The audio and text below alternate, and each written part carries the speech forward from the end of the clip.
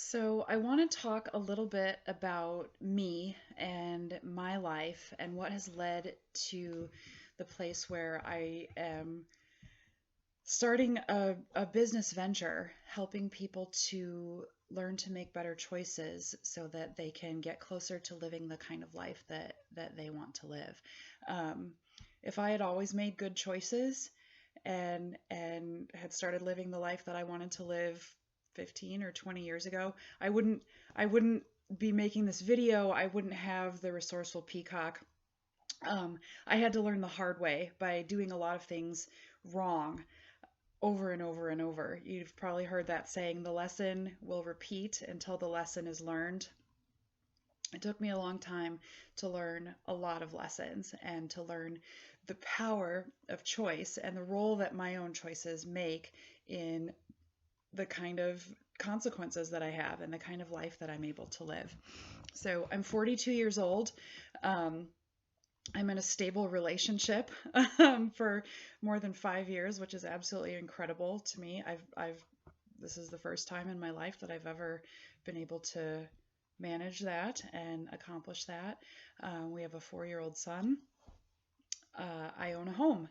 Um, I got fired from my job in January of 2021. I really loved my job. What I did was challenging, meaningful, important to me. Um, but uh, that experience of having that pulled out from under me was what gave me the freedom to say, you know what, I'm going to do this. I'm going to start and build something of my own. So that was a choice I made. I could have looked for another W-2 job. I didn't. I haven't. I'm giving this a go instead. Um, my background is pretty widely varied.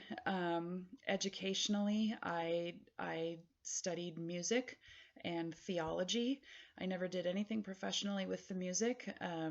I had several jobs at churches in Christian formation, leadership, development, family ministry, children's ministry, that sort of thing. I loved that work. I found it very fulfilling. But 10 years ago, it was about 10 years ago, um, something happened that pulled everything out from under me. The the CPS called me and said, "We need you to come to our office right now. Don't even think about running. Bring your son." I had a 4-year-old at that time also.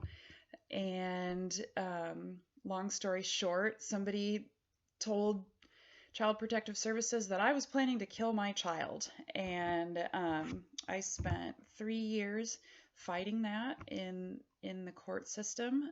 My parents spent a lot of their retirement savings on my attorney. And we lost. We got to a point where we said, okay, we've done everything that we can. Fighting this continually is not looking like it's going to change anything.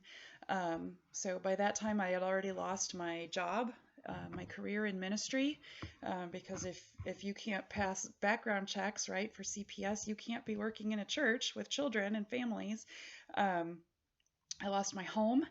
I lost a lot of my self-respect, my dignity, and I lost my son, which was the most devastating thing I could possibly have imagined. He was my life. Um, so that was sort of a turning point for me through that 3-year experience of fighting the removal of my child. I came to understand that I was an alcoholic, am an alcoholic. I didn't want to believe that. And a large part of that was because I didn't really think that I drank that much. Um, but alcohol caused me a lot of problems and it got in the way of me making good choices. Um, and so I went through a whole bunch of different services, inpatient rehabs, outpatient intensive programs, individual therapy, a lot of AA meetings, so many AA meetings. And when I started out, on my journey to recovery. I have a master's degree from a pretty well-known university. I was a professional, and I started going into these rooms and looking at the kind of people who were there, and thinking, "Ah, I don't want to be around these people. They're not intellectual. They're kind of just ugh, they're not the kind of people that I want to be around, and I certainly can't learn anything from them." And I was wrong. It took a lot of meetings over many months and years for me to realize I am absolutely no different than these people, because, as I came to find out, alcoholism is way, way less about frequency and quantity of consumption than it is about the beliefs that I have and the behaviors that follow from those beliefs. And I learned that in the rooms of Alcoholics Anonymous. I needed those people to show me who I really was, and that I was responsible for the things that happened to me in my life. Doesn't mean that everything that happened was right. Doesn't mean that that I deserved it, but I was responsible for how I dealt with it, and what I chose as a result. So I'm sober. I'm coming up on 9 years sober. It's the best gift that I have ever given myself and the people in my life who love me. Um, I can't stress that enough. Choosing to remove alcohol from my life has allowed me to have the kind of life today that I want. And it wasn't easy. It was painful and terrifying. And one day at a time, one choice at a time, I was able to stop and have been able to stay stopped. And that's been about realizing the power um, over my choices, and the power that alcohol had over me. So, yeah, alcoholic. Being an alcoholic has given me myself, and I wouldn't trade that for anything. Um, like I said, I mentioned that I have a master's degree. Um, I don't feel like I deserve that degree. I spent way more time partying during grad school than I did studying, reading, researching. I'm the only person in the history of my program to fantastically fail the master's comprehensive exams at the end of the 2-year program. Nobody fails their comps for a master's, but I did, because I was just too focused on stupid stuff that didn't matter, momentary, chasing highs, momentary pleasures, and getting what I felt like I needed in any given moment.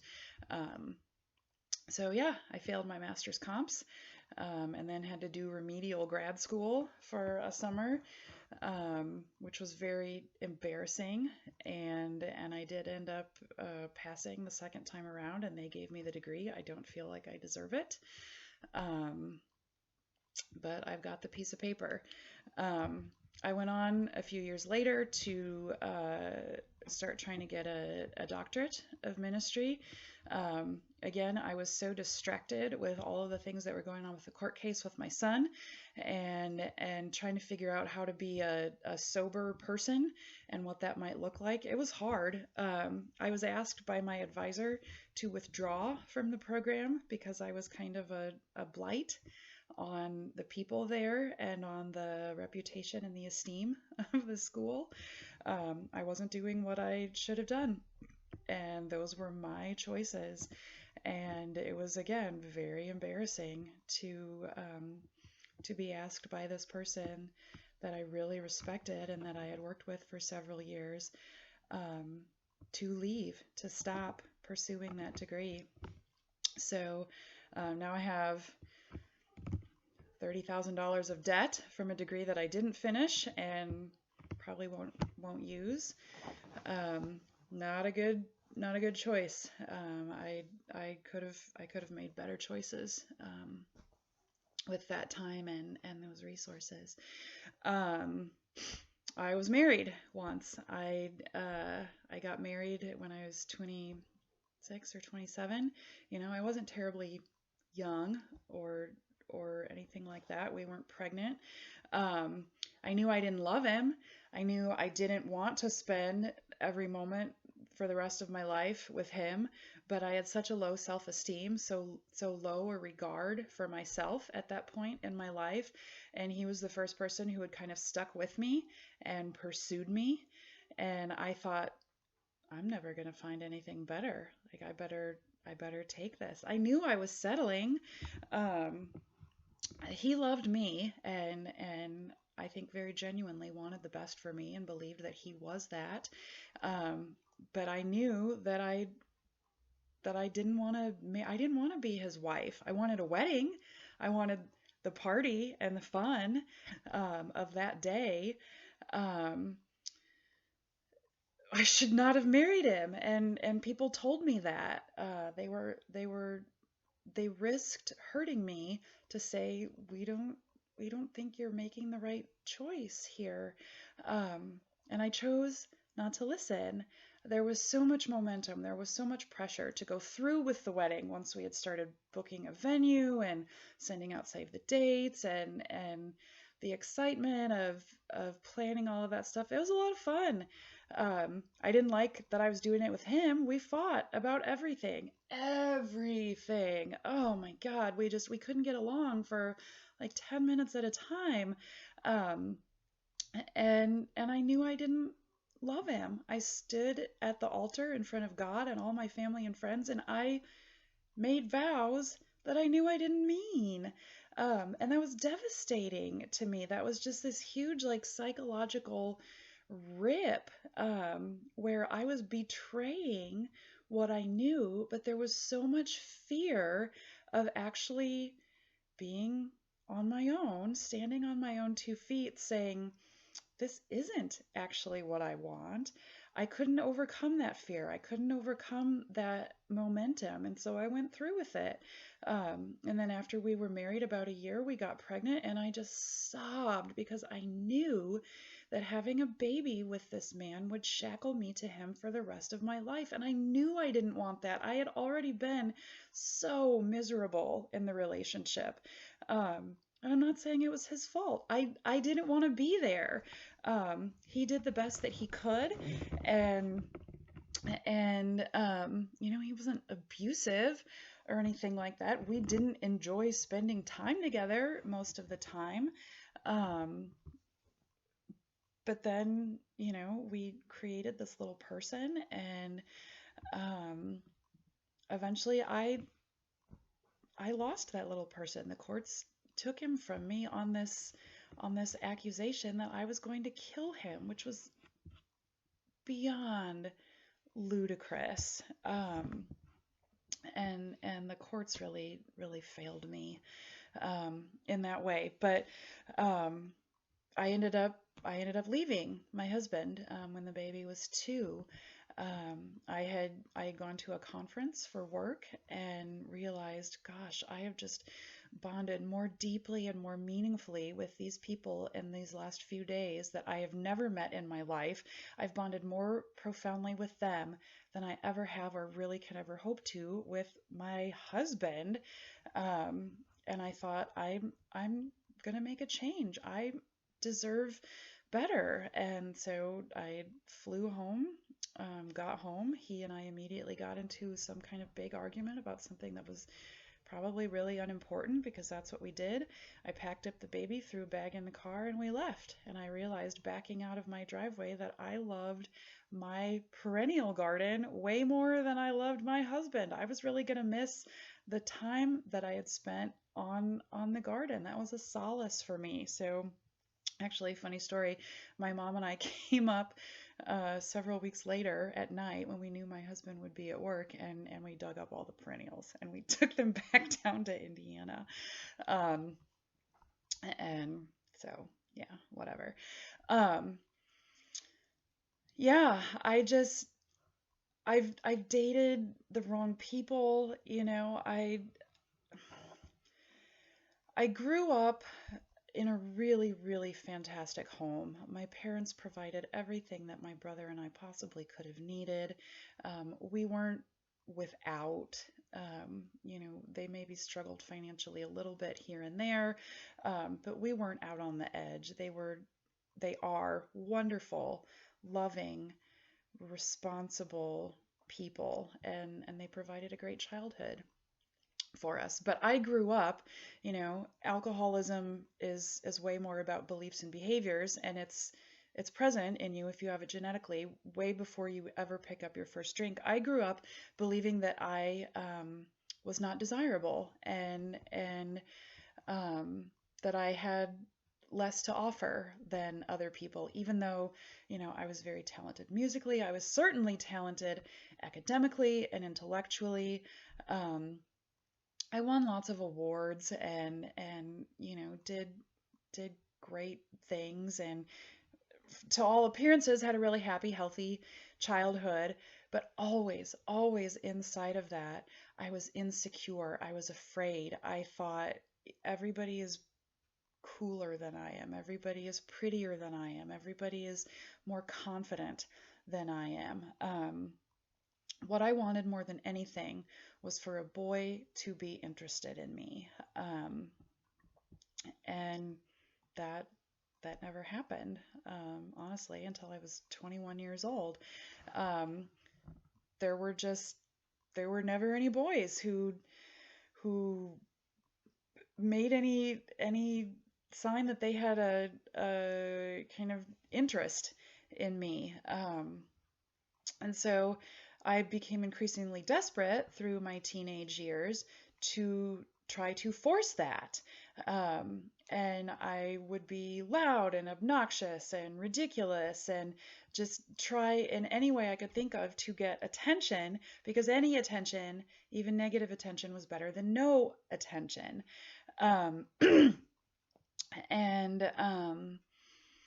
At the same time, I was raised in this really conservative Christian environment, with my parents and the church that we belonged to, and then the school that I went to. Um, Dating was bad. You didn't do that. That wasn't appropriate. And so I wanted this thing so very desperately at the core of my being. But all of the most significant influences in my life and the people that I respected the most at those in those places, you know, home, school, church, were telling me, you should not want this, Renee. This is actually a really inappropriate thing to want. And so I had this war against myself, against my desires, and against what I was taught I should want. Um, and so in the middle of all that, I'm trying to navigate adolescence and you know all of these feelings of inferiority, and becoming increasingly desperate because I see my friends who boys notice, and they have little relationships, and um, boys like them and are falling all over themselves to like get next to my girlfriends and things like that. I didn't have that. That was never I was never that girl. I wasn't pretty. I wasn't popular. I wasn't cool. I wasn't desirable. And I knew that about myself. And on one hand, I wore that as a badge of honor. You know, I have something way better. I'm smart. I'm talented musically. I don't need that. But inside, I really wanted it so very desperately. And um, and I didn't get it until I was 21. I had my first boyfriend. And then I had no idea what to do. You know, I was years and years and years behind everybody else who had had boyfriends in high school, or relationships in high school. Um, and I had no idea what to do. And so I was drunk all the time, and just making a fool out of myself, continuing to make a scene, even though I had the thing that I wanted. I had a relationship, but I was crazy. And his friends kept saying, dude, you know, why do you put up with this? And he didn't very long. It was 6 weeks and then I was done.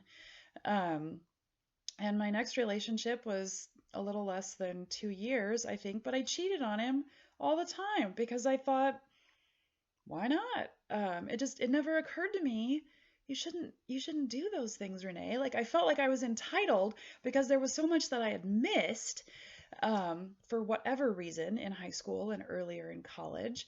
Um, and so and this is part of alcoholism too. Like, I felt like I didn't get the manual for how to be a normal person. I did everything wrong, and I could never seem to get what I wanted.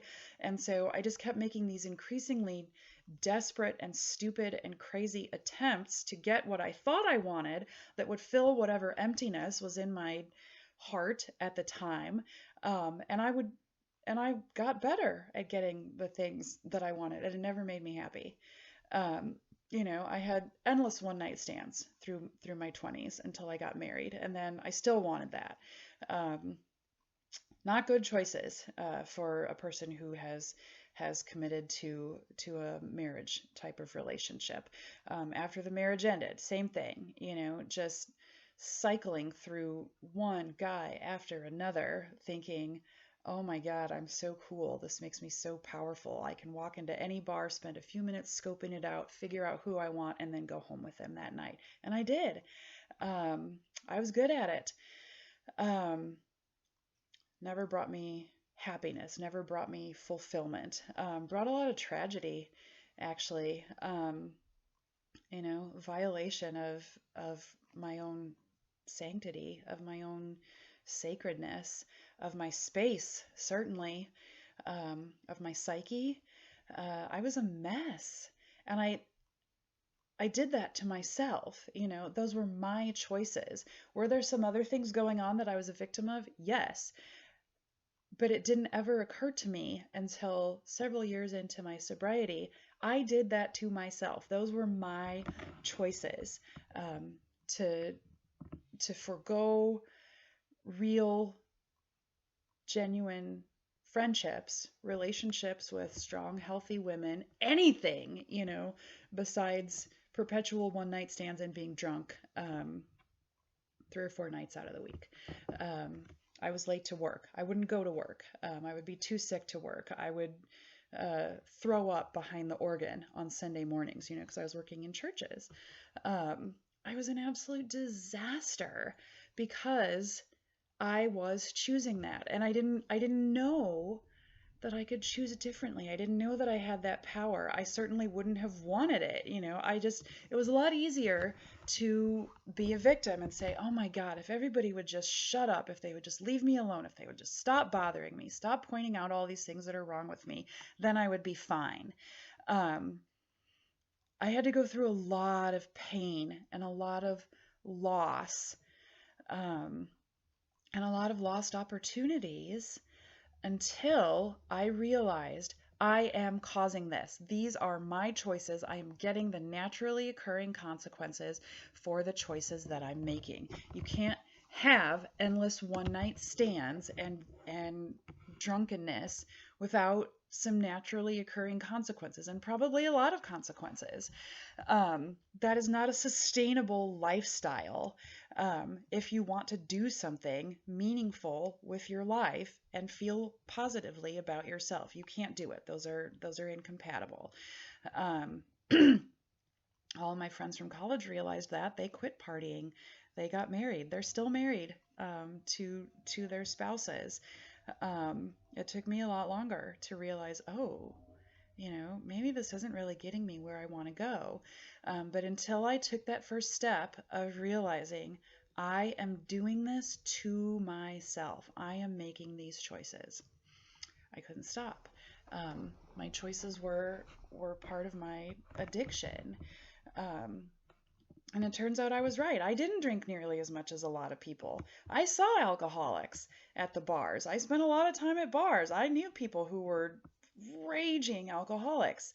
And I thought, well, I don't drink that much, so I'm fine. It wasn't about the frequency or the quantity of my consumption. It was about my beliefs about myself and the behaviors that came out of those beliefs. And I had to get to a point where I was willing to recognize my own role in that, my own responsibility. I am making these choices, and this is what is happening as a result. I keep making these choices because, God damn it, you're not going to tell me what to do. Just get out of my face.